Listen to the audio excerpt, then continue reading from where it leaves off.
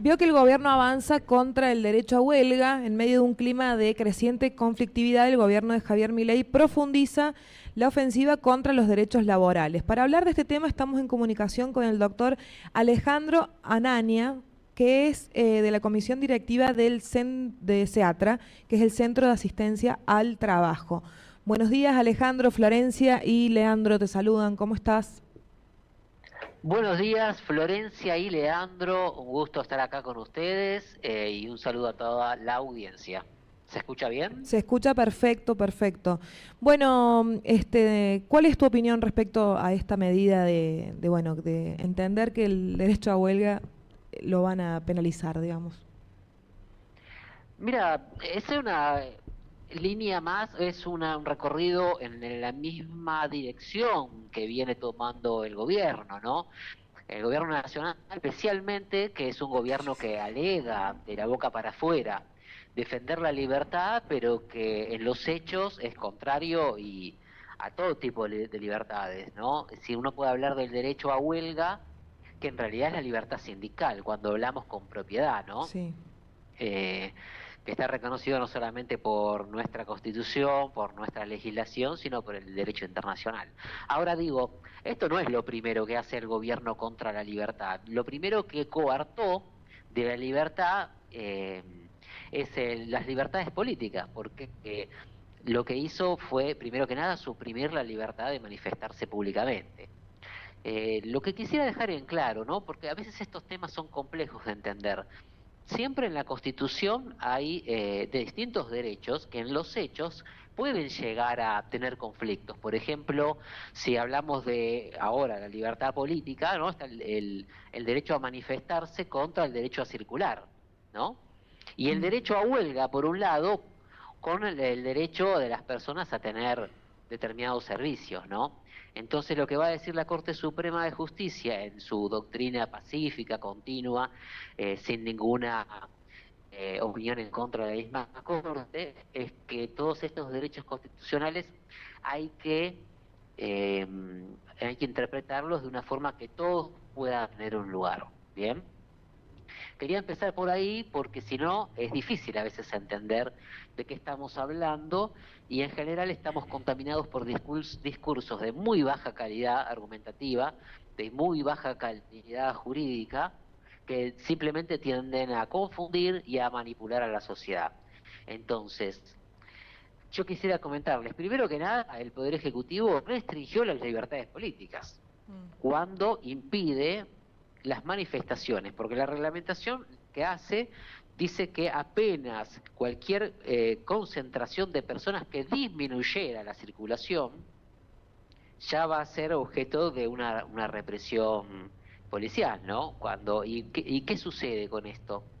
Yo quisiera recordar que en la ciudad de Buenos Aires, por ejemplo, donde se dan en general la mayoría de las manifestaciones, el tránsito está limitado por las propias reglamentaciones de la ciudad, por cuestiones de tránsito mismo, porque no entran todos los autos, como hace muchos años viene sucediendo. Por ejemplo, hubo reglamentaciones que evitaban que el número de patente que ingresen al centro. ¿Por qué? Porque no había suficiente lugar.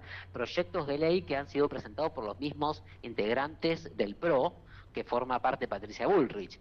Incluso en el año 2016, cuando Patricia Bullrich era ministra de Seguridad, la ciudad de Buenos Aires sacó una ley ambiental que impide el tránsito de los particulares por una gran cantidad de zonas del microcentro. A lo que quiero ir es a la gran contradicción de este gobierno cuando habla de libertad, porque en definitiva lo que quiere restringir es las libertades de los ciudadanos, las libertades políticas y las libertades sindicales. Entonces, ahí podemos empezar a hablar ahora, si ustedes quieren, de qué es lo que sucede con esta restricción del derecho a huelga. Sí, Leandro Toranzo te saluda. Y en ese sentido, digo, estoy pensando, Alejandro, en el protocolo, por ejemplo, de represión de Patricia Bullrich.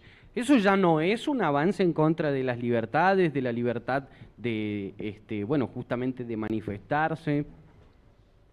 Totalmente. Bueno, yo quise dar un pantallazo para ir, antes de ir a lo particular, tener una visión general de cuál es la Sí. situación que estamos viviendo en el país. Mm. Es una situación, bien como dice el doctor Eria Gibert, de liberticidio. no de generación de la libertad.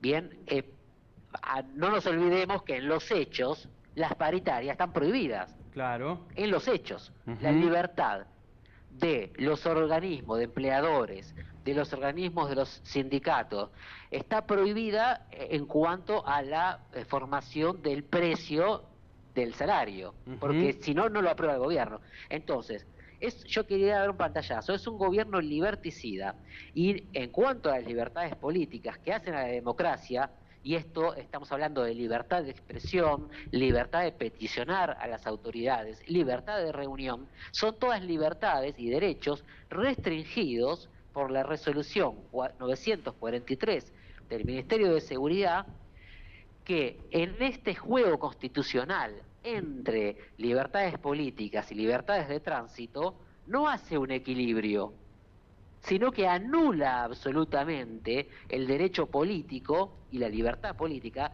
¿Por qué? Porque en su propio texto dice que si se disminuye el ancho de una calle y la circulación, uno puede ser reprimido por la fuerza de seguridad.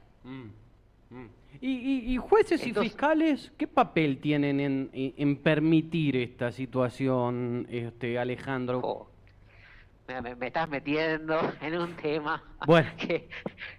No, mira, yo te voy a decir lo que pienso. Sí. Yo te voy a decir lo que pienso. Necesitamos jueces y fiscales de la Constitución. Bien. El Poder Judicial, que no es la justicia, Sí. hay una gran ausencia de compromiso con la Constitución. Y hay una gran ausencia de coherencia entre lo que estudiaron en la facultad y después lo que aplican en el día a día. Y esa es parte de la gran crisis argentina también. Sí, bueno, Porque lamentablemente esto es la muy historia... evidente. Perdón, continúa. Sí. No, digo, es muy evidente esta contradicción entre lo que se estudia en la facultad, entre lo que dice la legislación, la Constitución y el derecho internacional, y después el accionar. No nos olvidemos que hace unos meses, el año pasado, durante una protesta, hay personas que quedaron detenidas durante más de un mes. Sí. Y muchas O personas que simplemente estuvieron horas detenidas sin haber sido registradas esas detenciones como correspondía, ¿no?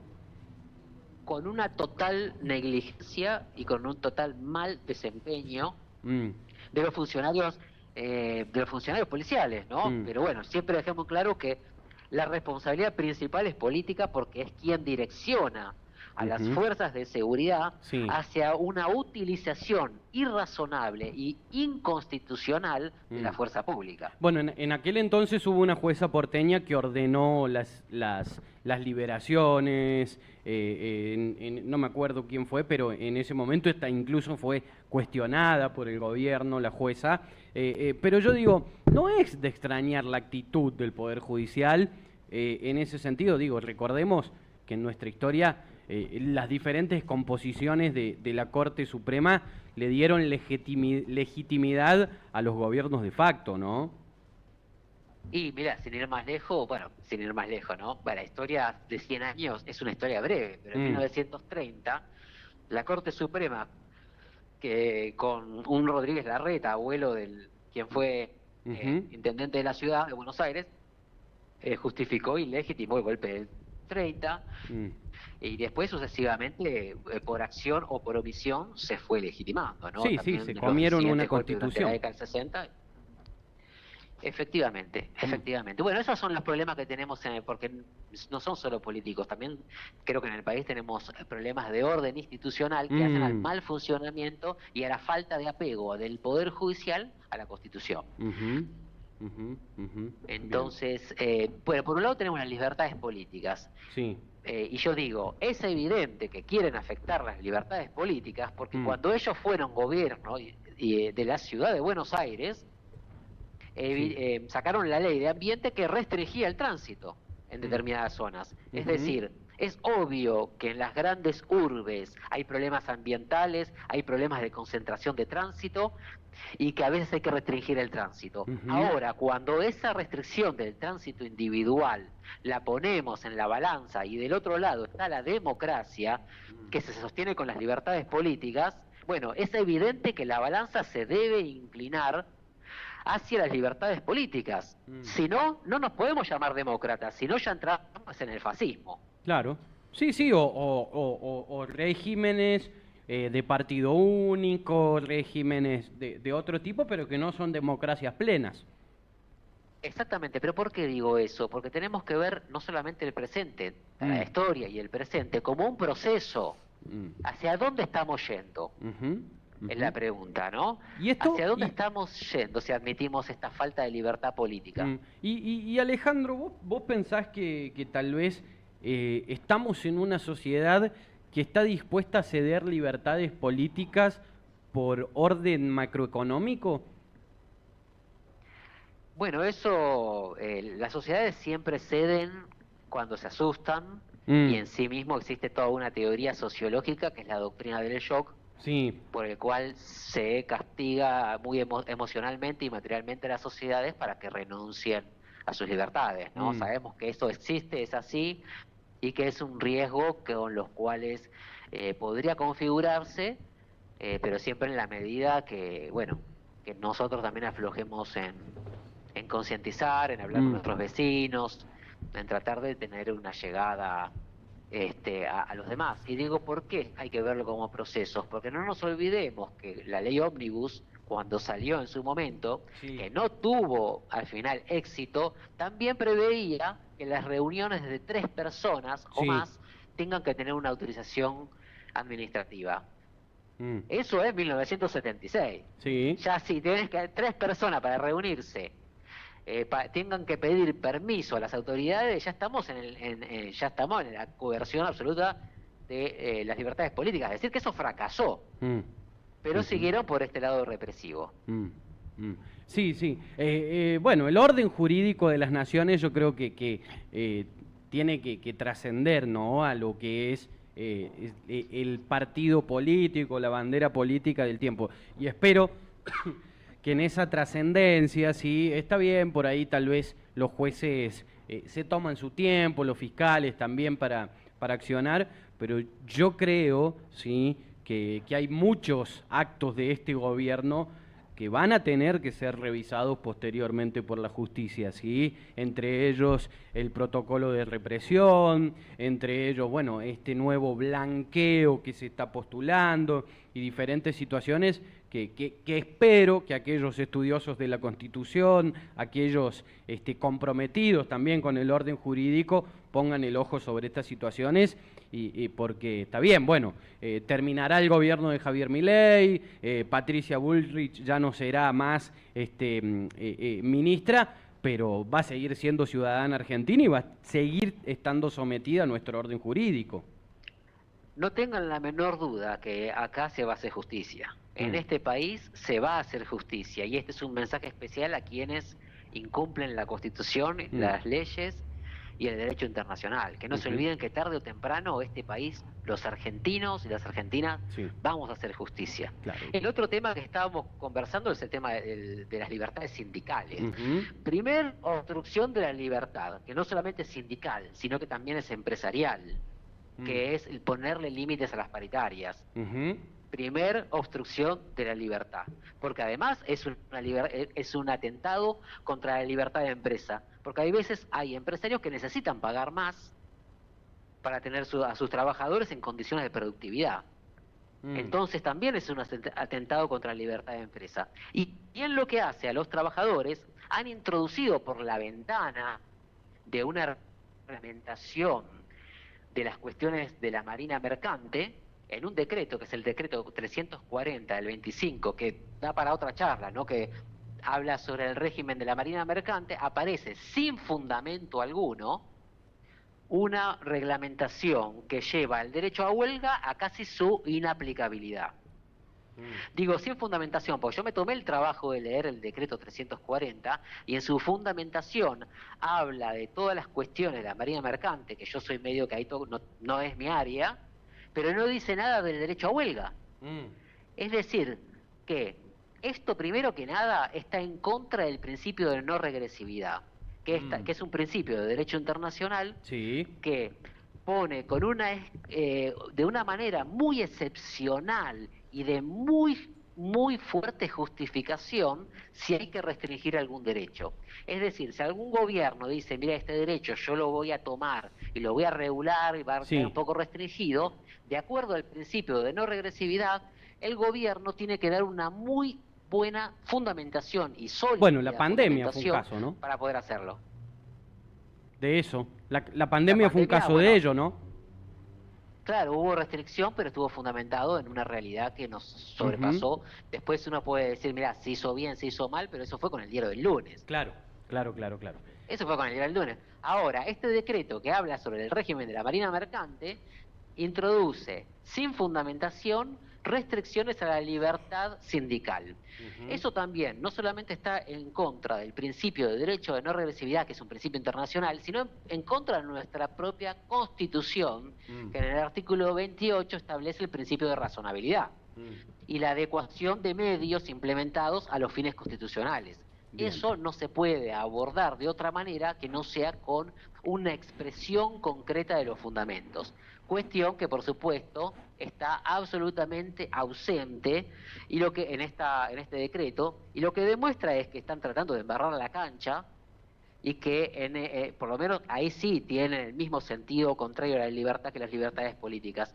Porque para que ellos poder hacer avanzar un plan donde todos perdemos económicamente, por lo tanto van en contra de nuestra libertad productiva, con tal de poder hacer avanzar ese plan, son capaces de restringir las libertades políticas y de restringir las libertades sindicales, porque si hay algo que sucede en nuestra historia y en nuestra conciencia nacional, es que tanto desde el punto de vista político como desde el punto de vista de los gremios organizados como columna vertebral, siempre existe participación pública y resistencia a los planes del hambre. Entonces eso...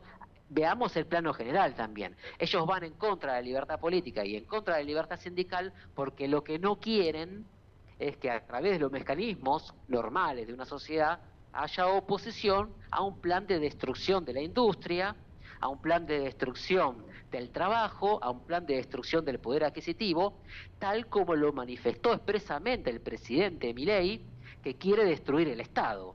Y el Estado es nuestro territorio, nuestra población y la persona jurídica, Estado como tal. Entonces, evidentemente, aquí existe un plan de destrucción masiva de la argentinidad, de la Argentina, hacia su población, hacia su territorio, hacia su institución jurídica, y que se demuestra con estas prohibiciones y con estas limitaciones de la libertad. Muy bien, muy bien. Un gobierno libertario, sí, que está totalmente fuera del orden jurídico. Alejandro... No es, perdón, sí. Yo quiero decir, no es libertario. No es un gobierno libertario. Porque los libertarios, sí, los verdaderos libertarios, estaban en contra de la opresión. Y estaban a favor de la justicia social. Esto es una gran confusión que nosotros, finalmente lo que quiero decir, había un par de cositas más sobre el registro que impuso el gobierno, que también es en contra de la libertad sindical, pero lo podemos charlar otro día. Yo lo que quiero decir es que nosotros, los argentinos, los puntanos, en cada una de las provincias, cada argentino que sepa, que tenga en claro que vamos a poder realizar una vida sana, una vida productiva, una vida que cada persona se pueda realizar, donde una sociedad también se realice. Muy bien. Nosotros como argentinos estamos comprometidos con eso y no vamos a dejar de trabajar tampoco desde Centro de Asistencia al Trabajo para clarificar estas cuestiones junto con los trabajadores, junto con los empresarios y junto con la sociedad en general. Muy bien, Alejandro. Gracias por tu tiempo y por esta conversación. Muchas gracias. Muy bien, así